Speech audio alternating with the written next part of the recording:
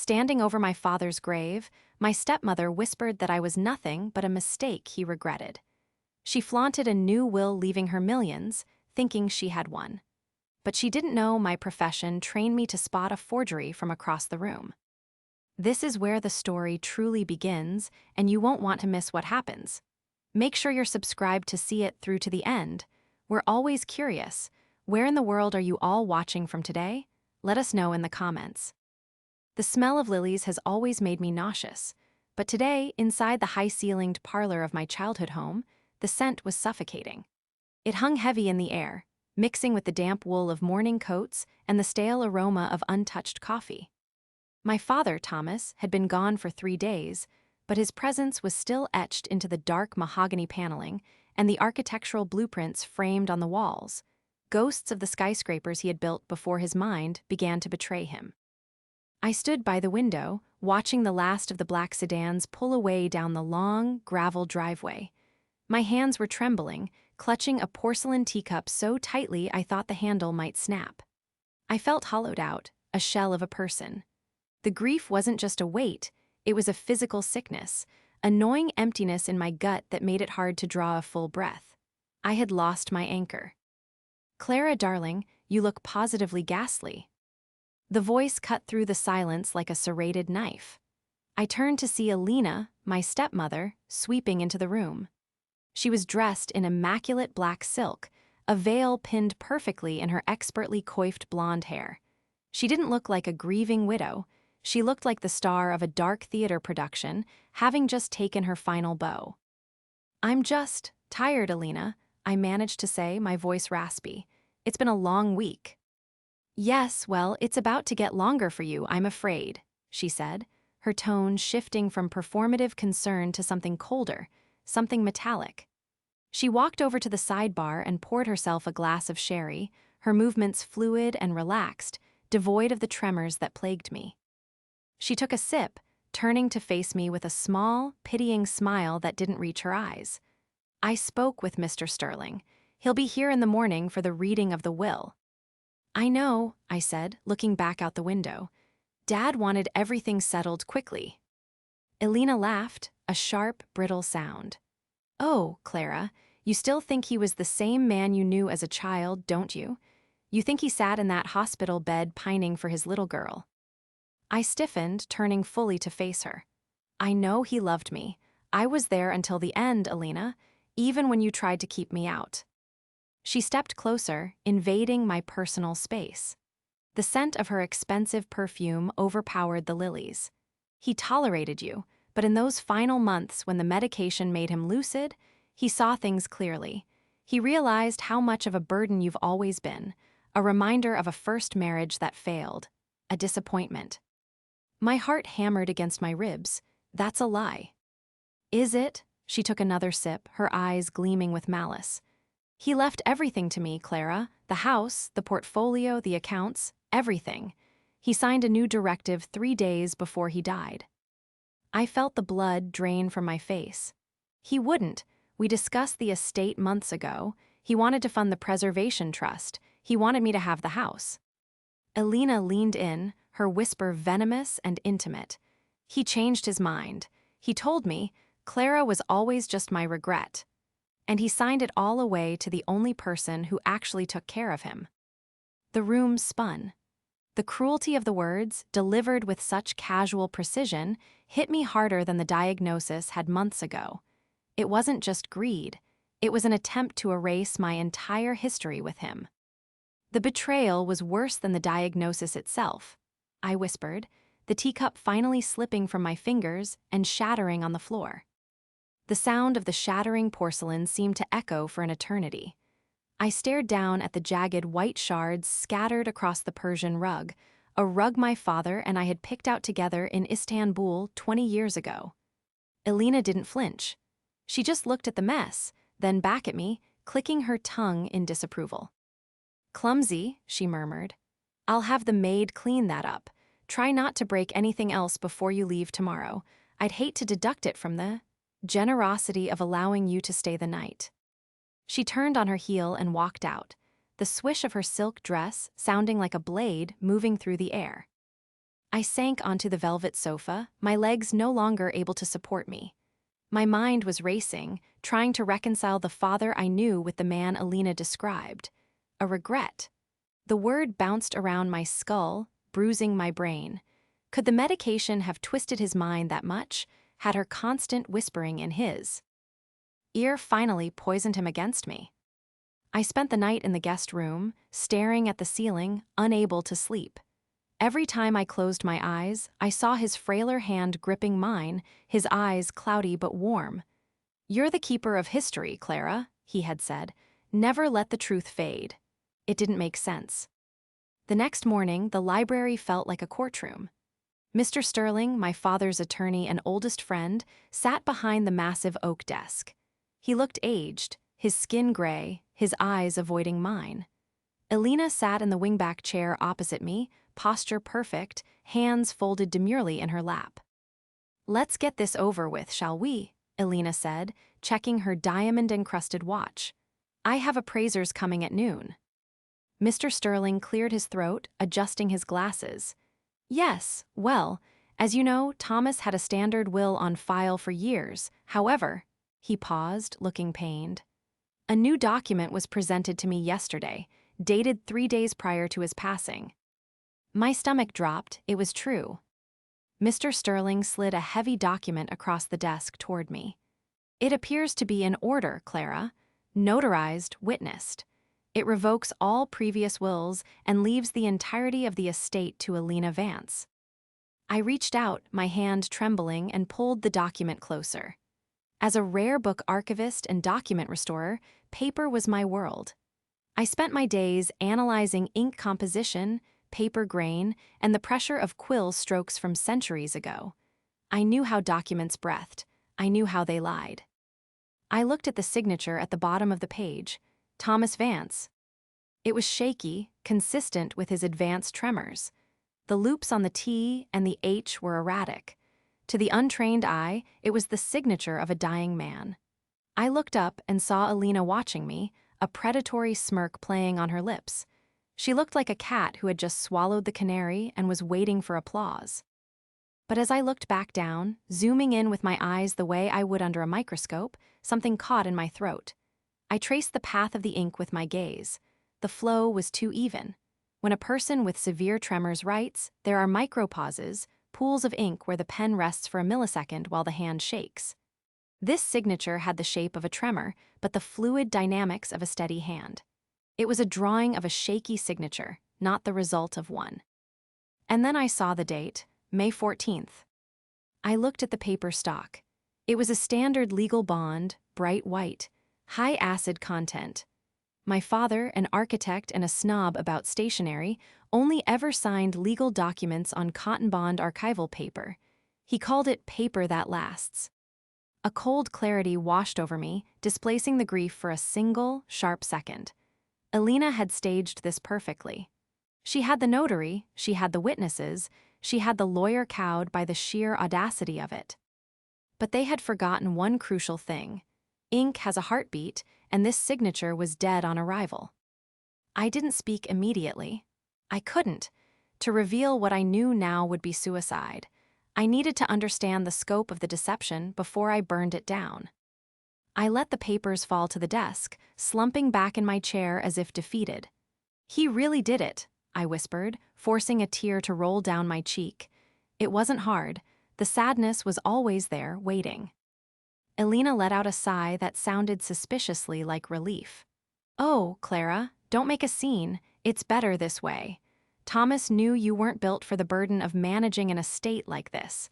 You're too soft, too buried in your dusty old books." Mr. Sterling looked at me with profound sadness. "Clara, you have 30 days to vacate the premises. The trust intended for you has been dissolved into the main estate.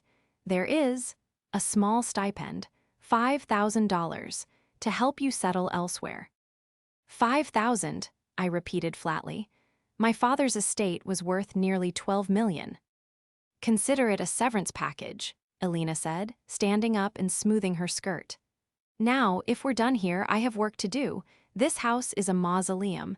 I'm thinking of gutting the library first. All this dark wood is so depressing. Maybe an open-concept media room. She walked over to the bookshelves, my father's pride and joy, filled with first editions and architectural monographs, and ran a manicured nail along the spine of a 19th century history of Rome. We can probably just dump most of these. Who reads books anymore? I watched her, remembering the day she had entered our lives. I was 24, just starting my master's. She was an interior design consultant my father had hired to redo the guest cottage. She was 10 years younger than him, vibrant, attentive. At first, I was happy he had found companionship. But slowly, the walls went up. Calls went unanswered. "He's resting, Clara." Visits were canceled. "He's just not up for company today, Clara." She had systematically pruned his life until she was the only root left. She was a mast. Of the slow game, she didn't scream, she whispered. She didn't fight, she isolated. Now, standing in the library, the mask was completely off. She looked at Mr. Sterling. "Arthur, be a dear and ensure the transfer of the liquid assets happens by Friday.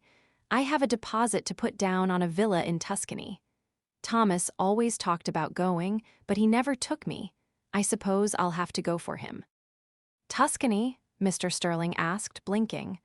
Thomas hated Italy in the summer. He said the heat ruined his breathing. "Well, Thomas isn't here, is he?" Elena snapped, her eyes narrowing. "I am." She turned to a man I hadn't noticed standing by the door, a slick-looking man in a shiny gray suit who had come in with her. I assumed he was an appraiser, but the way they exchanged a look suggested familiarity. "Marcus," she said to him, "start inventorying the art. I want the landscape in the hall sold first. It's dreary." Marcus nodded, his eyes scanning the room with a hunger that matched hers. "You got it, Elena. Shame about the old man, but nice place." "It will be," she corrected, "once we get rid of the junk." She looked at me one last time, a look of total triumph. She believed I was broken. She believed I was just the regret she claimed my father saw. She saw a woman in a cheap cardigan who played with old paper, someone insignificant. I stood up slowly, clutching my purse. "I'll go pack my things," I said quietly. "Good," Elena said, turning her back to me to admire a painting. "Make sure you don't take anything that belongs to the estate. Marcus will be checking your bags before you leave." The insult was the final nail. Checking my bags like a common thief in the house I grew up in. I walked out of the library, my head down, playing the part of the defeated daughter. But inside, the archivist was awake. My father hadn't just left me a love for history, he had left me a detailed knowledge of this house, his habits, and his safeguards. Elena thought she had rewritten history with a single pen stroke. She was about to learn that you can't forge the truth when the expert is watching. The walk from the library to the front door was the longest journey of my life. Every step on the hardwood floor felt like I was walking on the bones of my childhood. Marcus, the man Elena had introduced as an appraiser, was waiting for me in the foyer. He had my 2 suitcases open on the bench. "Just a formality, sweetheart," he said, his voice oily and patronizing. He didn't look like an art appraiser. His hands were rough, his cuticles bitten raw, and he smelled of stale tobacco and nervous sweat. I watched in silence as he rifled through my folded clothes. He held up a silk scarf, one my father had bought me in Paris, and examined it against the light. "Nice. Silk." "Put it back," I said, my voice low and steady. I wasn't the trembling girl in the library anymore. The archivist had taken over. I was cataloging him. I noticed the callus on his right middle finger, the kind you get from holding a pen or a stylus for hours a day. Not a brush. A pen. "Touchy," he sneered, tossing the scarf back into the bag. He rummaged deeper, his hand brushing against my undergarments with unnecessary roughness. He was enjoying the power trip, the humiliation of the princess being evicted. "Looks clear to me. No family silver here." He zipped the bag shut and patted it. "You can go now." I grabbed the handle, my knuckles white. "You're not an appraiser, Marcus. An appraiser wears white gloves when handling textiles. You're handling everything with bare, greasy hands." His smirk faltered for a fraction of a second, his eyes darting to Alina, who was watching from the top of the stairs like a gargoyle. "Get out, Clara," she called down, "before I call security." I dragged my bags out to my car, a modest sedan that looked out of place next to the gleaming luxury SUVs lining the driveway. As I sat in the driver's seat, I didn't start the engine immediately. I pulled out my phone. During the meeting, while Mr. Sterling had been distracted by Alina's outburst about Tuscany, I had done something risky. I had snapped a high-resolution photo of the signature page of the will. It was technically unethical, perhaps even illegal, but I wasn't acting as a citizen anymore. I was acting as a restoration expert preserving a crime scene. I drove straight to my studio in the city. It was a converted warehouse space, climate-controlled, smelling of solvents, old leather, and dust. This was my sanctuary. I locked the heavy steel door behind me and didn't turn on the main lights, working only by the glow of my specialized inspection lamps. I uploaded the photo to my main monitor, a massive 32-inch screen I used for analyzing 16th-century manuscripts. I zoomed in on the signature, Thomas Vance. "Okay, Dad," I whispered to the empty room. "Talk to me." I applied a digital negative filter to the image, reversing the colors to highlight the ink. Density. There it was. My father had suffered from a specific type of intention tremor. When he wrote, the start of his letters was always heavy, a dot of ink where the pen hit the paper before his hand could move. He dragged the pen. He didn't glide. The signature on the screen had flying starts, tapered ends where the pen had hit the paper while already in motion. It was the mark of a confident, fast writer trying to imitate a shaky hand. They had drawn the wobbles, but the physics of the stroke betrayed them. But I needed more. Handwriting analysis was subjective. It could be argued away in court as a good day or adrenaline. I needed something irrefutable. I zoomed out to the date next to the signature, May 14th. I toggled the filter to high contrast to look at the paper texture. It was bright white, wove finish. I scanned the edges of the document in the photo. There, barely visible in the bottom right corner, was a faint, embossed manufacturer's code. It was cut off, but I could make out the sequence, XG99. I pulled up my supplier database. I knew paper. I knew every mill in the country. XG99 was the batch code for a specific line of eco-friendly legal bond produced by a company called Greenleaf. I typed the code into the supplier portal. The search results popped up and my heart stopped. Greenleaf legal bond, batch XG99. Production date, June 1st. My father died on May 20th. The will was dated May 14th. The paper this will was printed on hadn't even been manufactured until 12 days after my father took his last breath. I sat back in my chair, the glow of the monitor illuminating my face. It wasn't just a forgery, it was a lazy one. Alina had likely grabbed a stack of fresh paper from a store or the office after the funeral to print the document Marcus had created. "You forgot one thing, Alina," I said, a cold smile finally breaking through my grief. "Paper has a birthday, too." The next morning, I called Mr. Sterling. I didn't tell him what I found over the phone. I couldn't risk him dismissing it or, worse, alerting Alina if he was more compromised than I thought. I simply told him I had found a codicil in my father's personal archives that needed to be verified. We met at a diner halfway between the estate and the city. It was a noisy, grease-stained place where lawyers in $1,000 suits rarely ventured. Sterling looked uncomfortable, constantly checking his phone. "Clara, I really shouldn't be here," he said, wiping the rim of his coffee mug with a napkin. "Alina has instructed me to cut off communication until the probate is finalized. She's aggressive."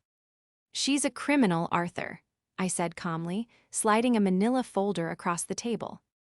He sighed, looking tired. "We've been over this. The will was witnessed. The notary."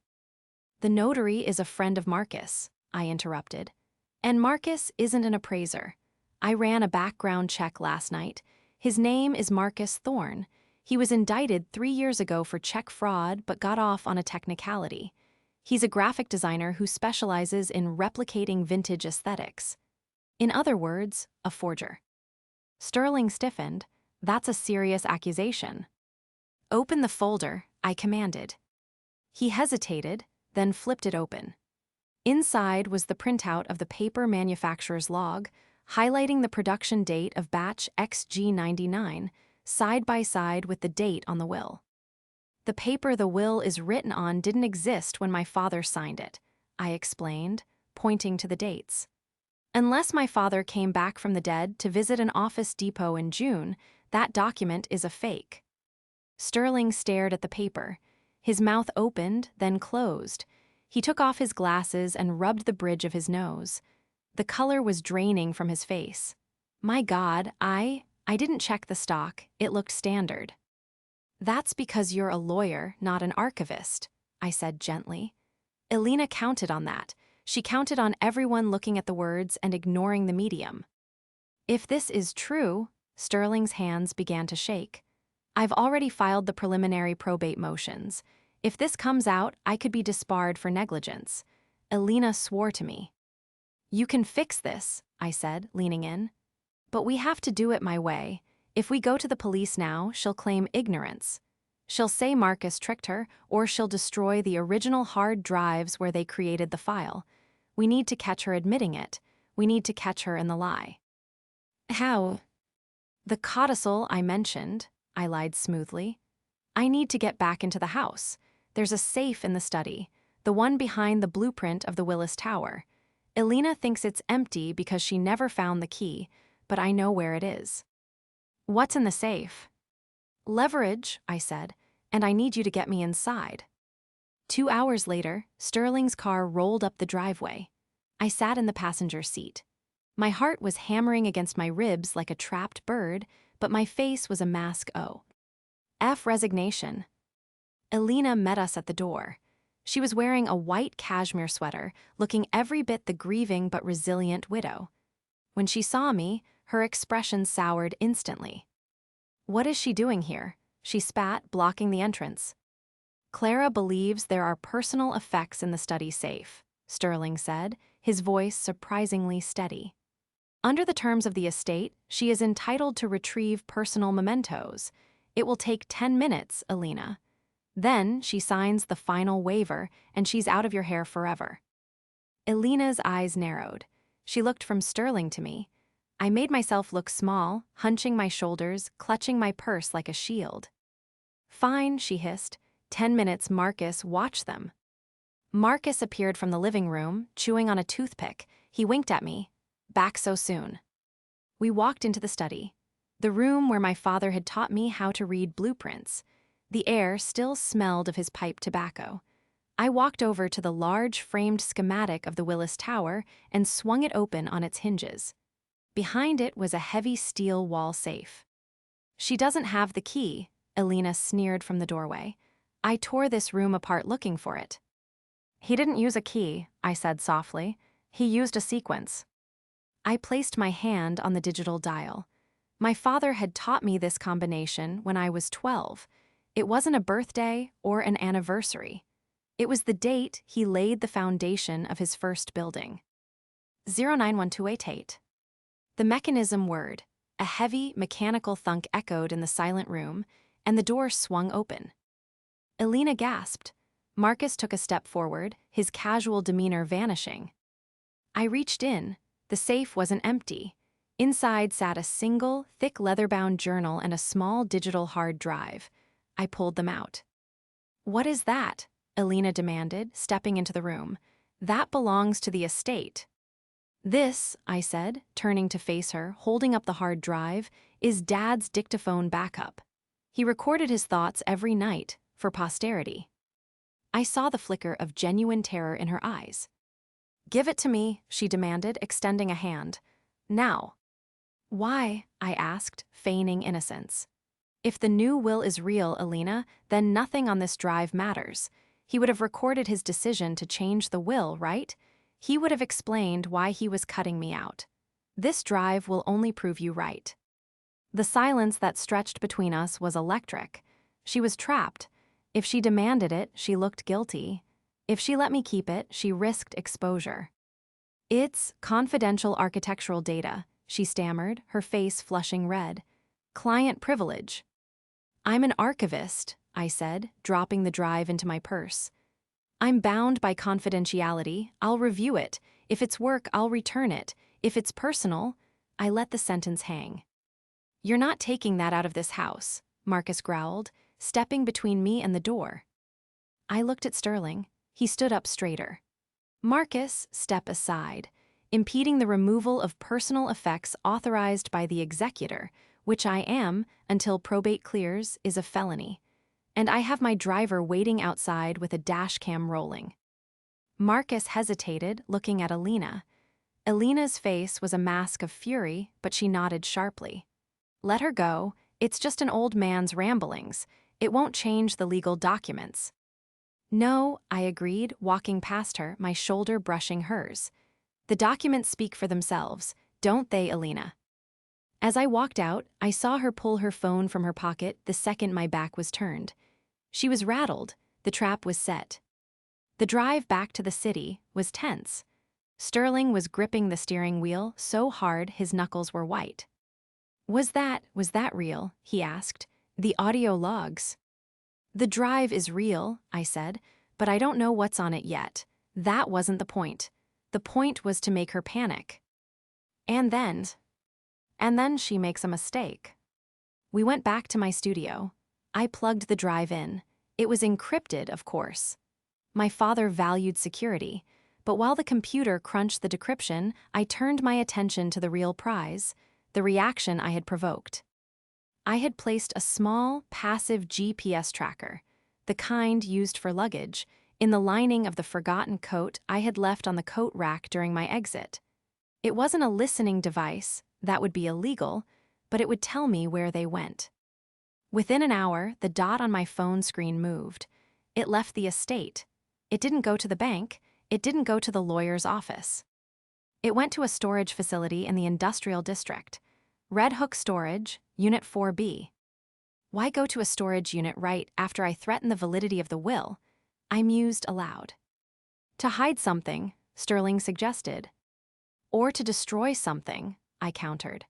"Arthur, I need you to file an emergency injunction to freeze the estate's assets immediately. Use the paper evidence." "I can do that," he nodded, finding his courage. "I'll file it first thing in the morning." "No," I said. "File it now, electronic filing. If she gets wind that we're moving, she'll liquidate whatever is in that unit." While Sterling worked on the legal paperwork, I went to work on Marcus. Now that I had his real name, the internet was a treasure trove. I found his old portfolio website on the Wayback Machine. He bragged about document recreation for film sets. I found a forum where he discussed the best chemical mixtures to age paper artificially. Tea staining, baking soda, UV lamps. I printed it all, every screenshot, every post. Then, the decryption on the hard drive finished. A folder popped up labeled The Alina Problem. My breath hitched, I clicked it. It wasn't audio files, it was a series of video logs. I clicked the most recent one, dated May 10th, 4 days before the alleged new will was signed. My father's face filled the screen. He looked frail, his skin papery, but his eyes were sharp. He was sitting in his study, the same room I had just left. "If you are watching this, Clara," his recorded voice rasped, "then I am gone, and if I know my wife, things have become difficult." He coughed, taking a sip of water. "Alina has been pressuring me. She brings papers. She thinks I don't see her practicing my signature on the backs of envelopes. She thinks the medication makes me blind, but I see." He held up a document to the camera. It was his real will. "I am signing this today. It leaves the bulk of the estate to the Preservation Trust, with you as the sole trustee. Alina gets the house and a generous stipend, nothing more. I have mailed a copy of this to your old university mailbox, the one you haven't checked in years. I knew she would burn anything in this house." Tears streamed down my face. He knew. He had been fighting a war in his own home, alone, protecting me until the very end. She will try to take it all, Clara, he continued. She has a man, Marcus. I hear them whispering in the hall. They are planning something, be careful, but remember, I built skyscrapers. I know that a structure is only as strong as its foundation, and her foundation is a lie. The video ended. I sat there, sobbing quietly, relief washing over me. I wasn't crazy. I wasn't the regret. I was the safeguard. My phone buzzed. It was a text from an unknown number. I know you took the drive. Bring it back or the house burns down, with your precious books inside. It was Alina. She was desperate. She was threatening arson to cover her tracks. I showed the text to Sterling. He looked up from his laptop, his eyes wide. That's a threat of imminent destruction of property. We can get a police escort now. No, I said, wiping my eyes.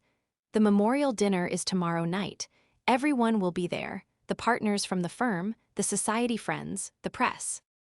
Clara, you can't be thinking. I'm not just going to win, Arthur, I said, my voice hardening into steel. I'm going to make sure she can never do this to anyone else again. We're going to the dinner, and we're going to play this video. That's incredibly risky, Sterling warned. If Marcus is dangerous. Marcus is a coward, I said, and Alina is a narcissist. They think they've won because I left quietly. They think I'm scared. I looked at the freeze frame of my father's face on the screen. They have no idea what I'm bringing to dinner. The memorial dinner was held in the great hall of the estate, a room designed by my father to catch the sunset through 3-story arched windows. Tonight, however, the light was artificial. Crystal chandeliers cast a warm, deceptive glow over 50 of the city's most influential architects, city planners, and socialites. They were there to honor Thomas Vance, but Alina had turned it into her coronation. I arrived 20 minutes late. I wasn't wearing the drab, oversized morning clothes I had worn all week. I wore a tailored navy suit, sharp, professional, the kind of outfit I wore when presenting a rare discovery to a museum board. Mr. Sterling walked beside me, carrying a briefcase that looked heavy enough to be a weapon. The security guard at the door, a man I had known since high school, hesitated. Miss Clara, Mrs. Vance said. I live here, Jerry, I said, my voice projecting just enough to turn heads in the foyer. And I'm here to say goodbye to my father. He stepped aside. We entered the hall just as Alina was tapping a spoon against her champagne flute. The room fell silent. She stood on a raised platform near the front, flanked by a massive projection screen displaying a slideshow of my father's buildings. Marcus stood in the shadows to her right, looking uncomfortable in a tuxedo that didn't quite fit. Thank you all for coming, Alina began, her voice trembling with practiced emotion. Thomas was a visionary, a genius, and in his final days, his only concern was the legacy of this estate. He entrusted me, solely me, to carry that burden. Shipa used for effect, dabbing a dry eye with a lace handkerchief. It breaks my heart that his daughter couldn't be here tonight. She was too distraught. Thomas always said Clara was fragile, a regret he carried heavily. A murmur of sympathy rippled through the crowd. My blood boiled, but my pulse remained steady. This was it. Actually, Alina, I called out, my voice cutting through the hushed room like a gavel strike. I'm right here. The crowd parted as I walked down the center aisle. Alina froze. Her eyes darted to Marcus, then back to me. A flicker of genuine fear cracked her mask. Clara, she hissed, abandoning the microphone, but the acoustics of the room carried her voice anyway. This is a private gathering. You are making a scene. No, I said, stepping up onto the platform. I didn't look at her. I looked at the audience, my father's peers. I'm making a correction. I nodded to Mr. Sterling, who was standing by the AV console. He plugged in the HDMI cable from his laptop. The slideshow of buildings vanished, replaced by a stark, high-resolution image of the new will. What are you doing? Marcus stepped forward, his hand reaching for my arm. Touch me, I said, turning on him with a glare so icy he actually recoiled. And the police officers waiting in the kitchen will add assault to your list of charges." He froze, the room gasped. I turned back to the crowd. "My stepmother claims my father signed this will on May 14th. It leaves her everything. It calls me a regret. It effectively erases 50 years of this family's history." "He did sign it," Elena screamed, her composure shattering. "He signed it right there in the library. You're just a jealous, greedy child." "May 14th, I repeated, pointing to the screen. I clicked a remote I had taken from Sterling. The image zoomed in on the bottom corner of the document, highlighting the faint, embossed code, XG99. "I am a document archivist," I announced, my voice steady, authoritative. "My job is to know the history of paper. This code, XG99, is a batch identifier from Greenleaf paper mills." I clicked again. The manufacturer's log appeared on the screen, the dates highlighted in neon yellow. "This specific batch of paper was manufactured on June 1st, I said, letting the words hang in the air. 12 days after my father died. The room erupted. Whispers turned into shouts. People stood up, craning their necks. Elena's face went white. She looked like a ghost. That's a fabrication," she shrieked, grasping at straws. "She doctored the image." "Did I asked. "Then let's look at the signature." I clicked the remote. The image shifted to the blown-up signature analysis, the ink flow analysis, the flying starts. "My father had Parkinsonian tremors," I explained to the room. "He dragged his pen. This signature, it flows, it glides. It was written by a steady hand trying to look shaky. It's a drawing, Elena, not a signature."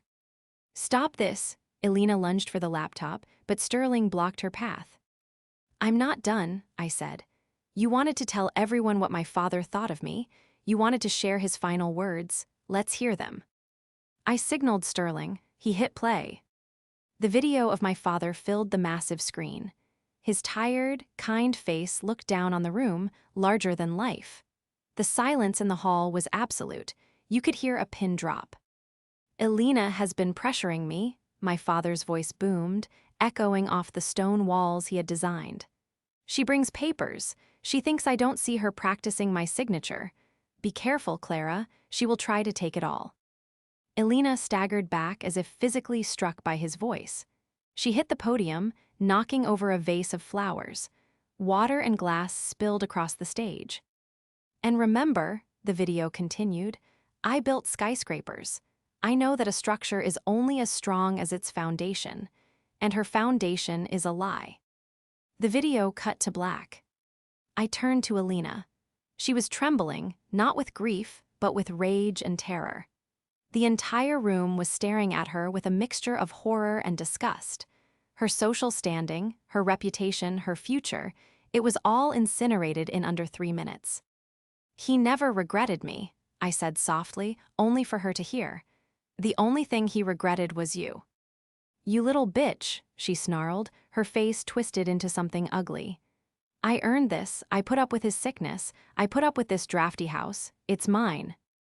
Actually, a deep voice came from the back of the room. We all turned. 2 uniformed police officers and a detective were walking down the aisle. The detective held up a pair of handcuffs. "Elena Vance," the detective said, "we have a warrant for your arrest for forgery, wire fraud, and attempted grand larceny. And Mr. Thorne, we have you on accessory charges and past check fraud warrants." Marcus bolted. He tried to run for the side exit, but the security guard, Jerry, stepped in his path and tackled him to the ground. Why? A satisfying thud. Elena didn't run. She just stood there, surrounded by the ruins of her scheme. She looked at the crowd, pleading for an ally, but all she found were cold shoulders and turned backs. The society she desperately wanted to rule had just watched her execute herself. As the officer clicked the cuffs onto her wrists, she looked at me one last time. "You'll never keep this house. The taxes will bury you."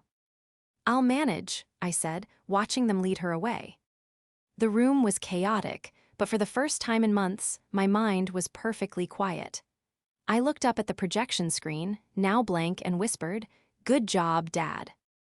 The weeks following the dinner were a blur of legal depositions and police interviews. With the video evidence and the forensic proof of the paper, the new will was thrown out almost immediately. Elena's arrest made the front page of the local papers, not as the grieving widow, but as the Black Widow of Baker Street. She tried to fight it, of course. She hired a flashy defense attorney with the money she had siphoned from the joint accounts, but once we uncovered the emails between her and Marcus detailing the forgery practice, her lawyer advised her to take a plea deal. She is currently serving 8 years in a federal facility for fraud and elder abuse. Marcus turned state's witness against her to reduce his sentence, but he still got 5 years. The most satisfying moment, however, wasn't the sentencing. It was the retrieval. A week after the arrest, I drove to my old university. I hadn't been there in a decade. I went to the student union, to the Alumni Mail Center. My old box, number 404, was stuffed full of junk mail, flyers, and one thick priority mail envelope. I sat on a bench in the quad, under an oak tree, and opened it. Inside was the real last will and testament.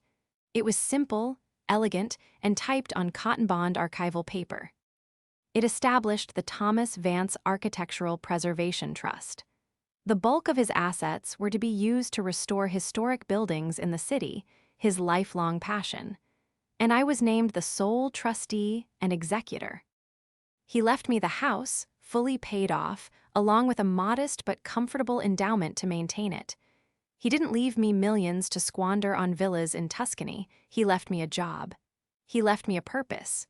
He knew me better than I knew myself. I returned to the house that afternoon. It felt different now. The heavy, oppressive atmosphere that Elena had brought with her was gone. I opened all the windows, letting the fresh air chase away the smell of her perfume and the stale lilies. I walked into the library. The spot on the shelf where she had run her nail along the Roman history book was still there. I took the book down, dusted it off, and sat in my father's chair.